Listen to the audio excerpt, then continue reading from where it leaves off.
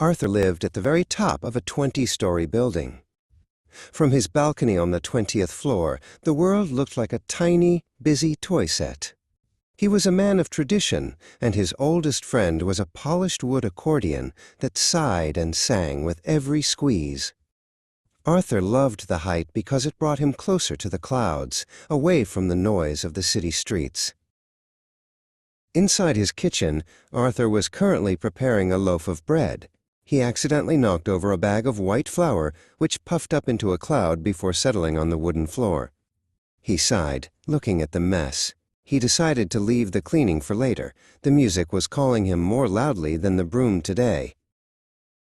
In the apartment next door lived Silas. Silas was an old fan of rock and blues, with a collection of electric guitars and denim jackets that told stories of 1,000 concerts. While Arthur liked the gentle sway of a waltz, Silas lived for the grit of a distorted guitar string and the heavy beat of a drum.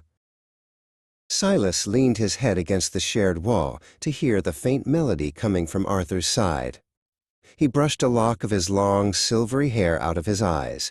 "That's not rock and roll," Silas whispered to himself, "but it has a soul. I can feel the rhythm through the bricks." That evening, the two neighbors met on their connected terrace. Arthur brought out 2 glasses of cool draft beer, though Silas smiled and called it draft beer instead. They sat in mismatched chairs, the accordionist and the rocker, watching the sun dip below the horizon. They shared a snack as they talked. Arthur had prepared a bowl of thick-cut chips, which Silas laughed at, calling them fries.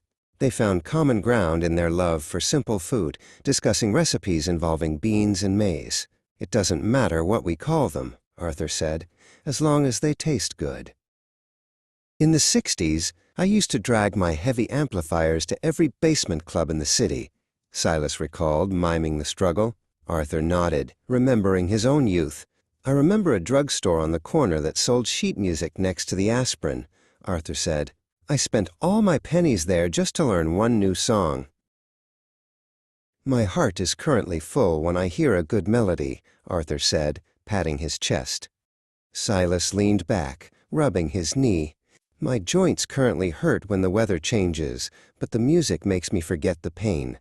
They looked down at the street and saw a small stray dog wandering near the entrance of their building. "I should go down and complain to the manager about that poor dog," Arthur said, looking worried. Silas shook his head. "Actually, that dog belongs to the baker across the street. He just likes to explore," he clarified. A cool breeze blew across the terrace. "I won't complain about this chill," Silas added, "even if the sky is looking a bit gray." Arthur smiled. "In my books it's spelled gray, but it's a beautiful evening regardless."